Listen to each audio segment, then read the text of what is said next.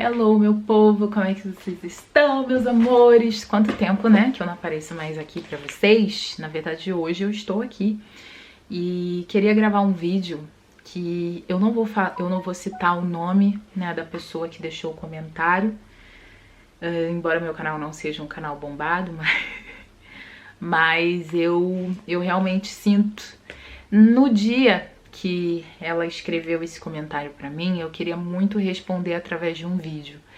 Mas naquele momento eu não sei porque eu não consegui gravar o vídeo, né? Eu realmente senti que precisava estar melhor, estar bem centrada para poder gravar essa resposta. Tô assistindo esse vídeo dia 1º de agosto de 2020. Sei lá, não sei qual o foco da espiritualidade em minha vida. Minha família tem preconceito com a Umbanda, Candomblé, Quimbanda, não adianta conversar com eles. Não posso frequentar terreiro, não posso pisar num terreiro porque eles não aceitam. Eu tenho a espiritualidade e não posso praticá-la como gostaria. Me pergunto o que fazer. Qual o objetivo ter um povo e não poder fazer o que tenho que fazer? Sabe, com isso me afundo em depressão e desespero, me sufoco, porque não vejo luz para ter a minha liberdade de estar num centro cuidando da espiritualidade. Minha família me prende, tenho 27 anos e não tenho liberdade. Por que de tantos obstáculos para seguir o que eu amo? Gente, quando eu li esse depoimento, eu tava aqui com a casa uma bagunça, mas uma bagunça que vocês não imaginam. Só que na mesma hora, assim, eu parei tudo que eu tava fazendo pra responder. E se eu pudesse, naquele momento, eu gravaria um vídeo. Mas eu realmente sentia que não era ali, sabe? E hoje, agora, por exemplo, eu tava aqui falando sobre outro assunto e minha mente começou a embolar e eu não consegui. Eu sinto que esse é o momento de responder não só a você, né, que escreveu esse comentário. Eu não sei se você vai assistir, mas com certeza esse vídeo vai chegar em alguém que esteja precisando ouvir o que eu vou te dizer. Eu já respondi essa pessoa, né? Mas eu vou responder aqui em vídeo porque, infelizmente, você não é a única. Não será nem a primeira e nem a última que vai passar por essas situações. Mas, graças a Deus, né? A base espírita que eu recebi na minha infância me ensinou a enxergar a vida de uma outra forma. Essa forma, muitas vezes, para muitas pessoas é incompreensível, não adianta. Quando a gente tem uma mente muito material, a gente não consegue enxergar os planos da espiritualidade, nem quando a gente é espiritualizado, tá? Quando a gente começa a entender, né, a espiritualidade de uma forma assim mais clara, mais aberta, ainda assim temos dificuldades. Imagina quando a gente está totalmente na Matrix, né, fechado só na matéria. Mas assim, gente, antes da gente vir ao planeta, né, antes do nosso espírito entrar na fila para a reencarnação, antes mesmo disso, a espiritualidade já sabe de tudo. Tudo aquilo que a gente precisa trabalhar, tudo aquilo que a gente, né, tem de pontos positivos que somam positivamente para o nosso dossiê e todos os pontos que precisam ser trabalhados negativamente, né? E positivamente, mas que são negativos, se é que vocês me entendem. E a escolha da nossa família, né, a escolha das pessoas que iremos vir, né, como acompanhantes de encarnação, ela é baseada dentro desse contexto. Ou seja, nada é por acaso. A sua família não é a sua família por acaso. Existem, né, objetivos espirituais para que você esteja com eles. E esses objetivos, muitas vezes, a gente não consegue entender, a gente não consegue aceitar, assimilar. Pra gente é tudo muito confuso. Gente, eu vou falar aqui uma coisa que é muito particular da minha vida. Mas eu tive uma infância muito difícil, né? A minha família nem sempre foi uma família estruturada. Não vou ficar aqui citando nomes nem situações, porque isso vai expor pessoas próximas a mim. Quando eu vivia aquelas situações, eu não entendia. Eu tive muita raiva de Deus.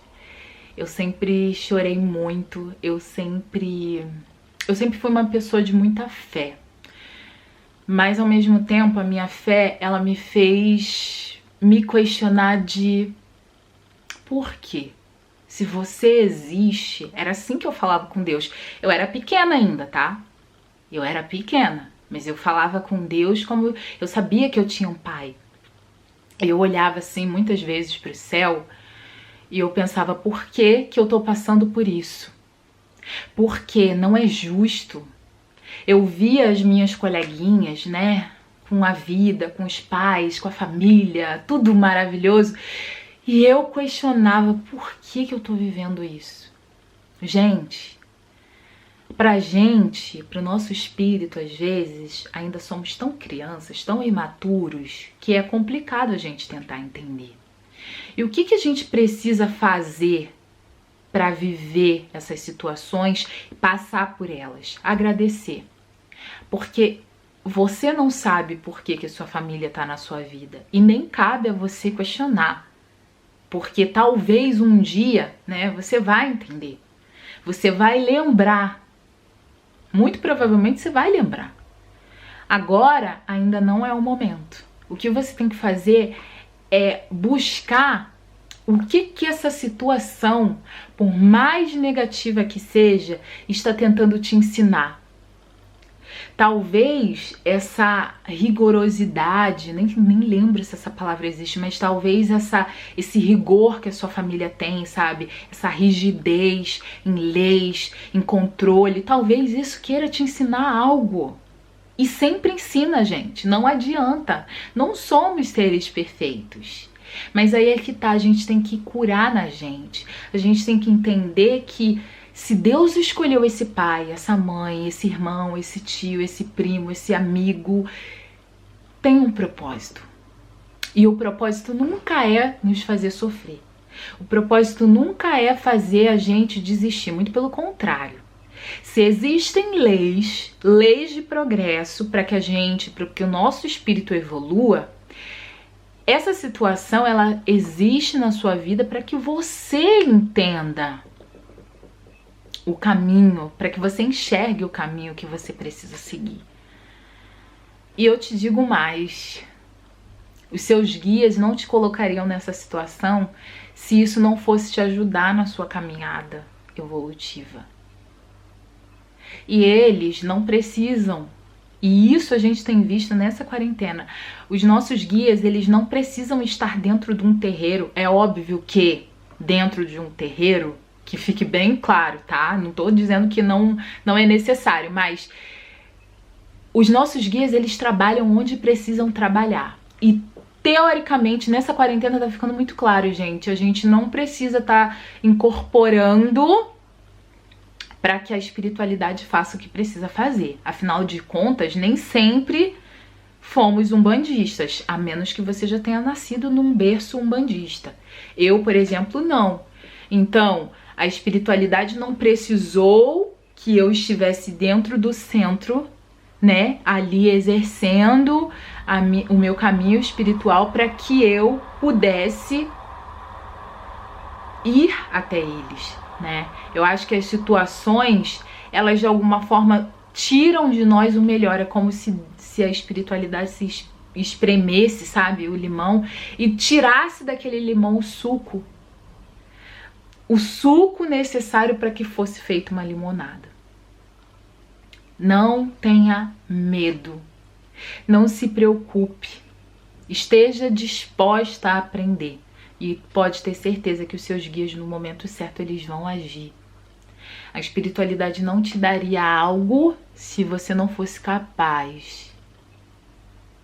O seu caminho espiritual, ele não vai ser interferido por quem quer que seja. Você está exatamente onde você deveria estar. Embora muitas vezes a gente queira questionar, a gente queira... Não, mas a espiritualidade quer me tirar daqui. Não. Você está onde você precisa estar. Só uma segunda história. A minha família, ela é muito de farra, sempre foi. E é até hoje. Quem me conhece sabe. Eu tava num ambiente onde não existia espaço para crescimento espiritual. E isso eu falo com todo amor e carinho porque são pessoas que eu amo. Mas ali eu não conseguiria me desenvolver. Um belo dia eu conheci um homem francês que me despertou. Não foi ele que me trouxe, mas ele despertou em mim o desejo que já existia. Mas era como se tivesse tanto entulho em cima que eu esqueci. Sabe quando a gente guarda uma coisa, bota no meio da bagunça, quando você vai ver, tipo, nem lembro mais que existe. E quando ele despertou esse sentimento, esse desejo de conhecer um outro país e de, quem sabe, né, morar num outro país, na verdade não. Num primeiro momento eu só tinha o desejo de conhecer. Eu comecei a ver sobre a França e aquilo foi me despertando. E quando eu pisei aqui, eu tinha certeza, aqui é o meu lugar. Só que até então eu não entendia, eu não sabia. E hoje, gente, fazem 3 anos e meio que eu moro na França e eu vejo que a espiritualidade me trouxe exatamente para onde eu precisava estar. Poderia ser Japão, poderia ser China, poderia ser, sei lá, qualquer outro país no mundo. A questão é que no momento em que a espiritualidade entendeu, esse é o momento, ela está pronta, eles me trouxeram para a França. Eu achei que eu vim por livre e espontânea vontade, não foi bem assim que aconteceu. Eles me trouxeram para a França. Se eu disser para vocês, um dia eu ainda vou ter tempo de contar tudo o que já me aconteceu aqui. Gente, não era para eu estar aqui. Eu vivi situações aqui nessa França que eu não tinha dúvida, eu nunca tive dúvida que foi Deus. E nessa época eu não tinha nem consciência de guia não, tá? Mas eu sabia que foi Deus que me permitiu estar aqui, porque eu vivi situações que, gente, era pra eu já ter voltado pro Brasil. Mas o plano da espiritualidade não tem erro, não falha. Então o que eu quero dizer pra você que tá vivendo essa situação, seja com a sua família, seja no seu relacionamento, porque tem muitos maridos, tem muitas esposas que não aceitam, né? Porque a gente sabe, a nossa religião não é uma religião fácil. E até isso, gente, até a nossa religião, ela é sim um propósito espiritual para que a gente aprenda. Quem sabe no passado não fomos esses que apontamos o dedo e que disseram, ó, macumbeiro, é isso, faz feitiço. Gente, como a gente já não foi, eu pelo menos posso dizer por mim, gente, eu já fui muito preconceituosa com a Umbanda, com o Candomblé, com todas as outras religiões. E hoje eu sou essa que briga, que bate no peito para ter o direito de me dizer, eu sou um bandista, eu tenho o direito de ser um bandista. Só que nem sempre foi assim. Então, hoje eu vejo de verdade que nada é por acaso. Lá atrás, eu vivi inúmeras situações, decepções no Brasil e que de alguma forma me despertou, eu preciso sair daqui. Só que enquanto eu achava que era eu, a espiritualidade já estava dizendo, ela acha que é ela, não é ela não. E no momento em que eles entenderam que eu estava pronta, eu vivi o olho do furacão. Gente, o depoimento que eu contei aqui da minha primeira incorporação não retrata 10% do que eu vivi aqui sozinha, me achando uma louca, e eu estava realmente uma louca. Vivi momentos em que eu posso descrever que eram filmes de terror, mas a espiritualidade sabia que eu poderia suportar. Então eu não vivi nada do que eu vivi, nada do que eu senti, nada daquilo era mais do que eu poderia. E assim eu fico por aqui, porque o tempo da câmera está acabando. Espero que tenham gostado do vídeo. Se gostarem,